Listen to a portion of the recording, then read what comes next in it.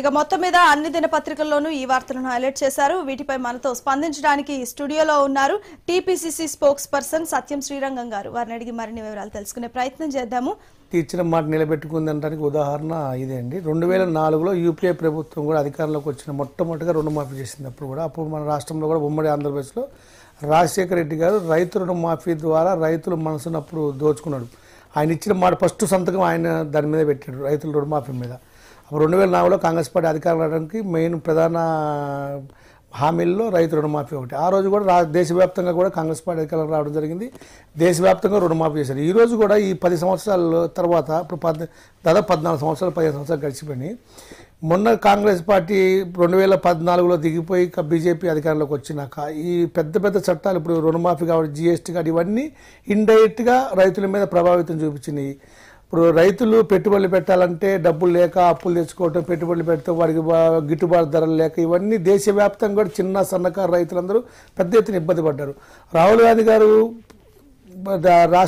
దేశ పార్టీ అధ్యక్షుడు, జాతీయ పార్టీ అధ్యక్షులు అయినాక విస్తృతంగా పర్యటించినప్పుడు ఎక్కడ పర్యటనలో కూడా రైతుల సమస్యల మీద ఆయన దృష్టి పెట్టాడు. రైతుల సమస్యల మీద ఆయన ప్రధానంగా దృష్టి పెట్టి వాళ్ళ దగ్గర వాళ్ళతో ఇంటరాక్ట్ అయినప్పుడు ఆ సమస్యలన్నీ మళ్ళీ దేశానికి రైతు రుణమాఫీ జరిగితేనే జరుగుతుంది. రైతులే వెన్నుముక కాబట్టి మనం ఇంకోటి వ్యవసాయ ఆధారిత దేశం మన భారతదేశం.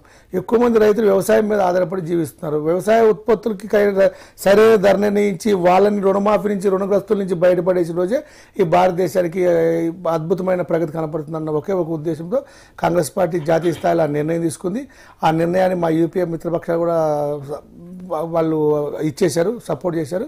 దాంట్లో భాగంగానే మొన్న కర్ణాటకలో అధికారంలో రాగానే ఫస్ట్ కర్ణాటకలో చేయడం జరిగింది. ఇప్పుడు ఈ 3 రాష్ట్రాల్లో కూడా ఇప్పుడు ఇక్కడ ఛత్తీస్గఢ్లో, మధ్యప్రదేశ్లో ఫస్ట్ మధ్యప్రదేశ్లో సంతకం పెట్టారు. భవిష్యత్తులో ఇప్పుడు నిన్న కూడా రాహుల్ గాంధీ గారు ఒకటే చెప్పారు, రైతులందరి తరపు నుంచి ప్రతిపక్షాలన్నీ ఏకమయ్యి నరేంద్ర మోడీ మెడలు వంచి రైతు రుణమాఫీకి ఒప్పిస్తాము అన్నారు. నరేంద్ర మోడీ గారు అన్ని వ్యవస్థల్ని చిన్నాభిన్నం చేస్తూ ఒక పక్క ఆ రైతులను కానీ మిగతా వాళ్ళని కానీ ఇప్పుడు ఉద్యోగాల విషయంలో కానీ ఎంప్లాయ్మెంట్ విషయంలో కానీ మన ఆర్థిక వ్యవస్థ విషయంలో కానీ రిజర్వ్ బ్యాంక్ విషయంలో కానీ ఇవన్నీ కూడా చాలా డిస్టర్బ్ అయిపోతున్నాయి. ఇప్పుడు రిజర్వ్ బ్యాంక్ దగ్గర ఉన్న మిగులు నిధిని ఎట్టయినా సరే ప్రభుత్వం, రిజర్వ్ బ్యాంక్ అనేది ఇండివిజువల్ సంస్థ, ఆ డబ్బులు తీసుకోవాలన్న ఒక ప్రయత్నంలో రిజర్వ్ బ్యాంక్ చిన్నాభిన్నం చేశారు. రిజర్వ్ బ్యాంక్ గవర్నర్ ముందు రాజీనామా చేశాడు. ఇవన్నీ కూడా కేంద్ర ప్రభుత్వ వైఫల్యాలు. కేంద్ర ప్రభుత్వ వైఫల్యాలని ఒక పక్క దృష్టి పెట్టుకుంటూ ఒక పక్క రైతుల రుణాల గురించి కూడా మా కాంగ్రెస్ పార్టీ దృష్టి పెట్టుకుంటూ భవిష్యత్తులో 2019 ఎన్నికలే లక్ష్యంగా ఎలా భవిష్యత్తు భారతదేశానికి ఎలా రైతులకి మిగతా వర్గాలకి ఉపయోగకరంగా ఉంటుందనే దాని మీద ప్రధాన ఎజెండాగా కాంగ్రెస్ పార్టీ ముందుకెళ్తుంది. ఇది చాలా శుభపరిణామం.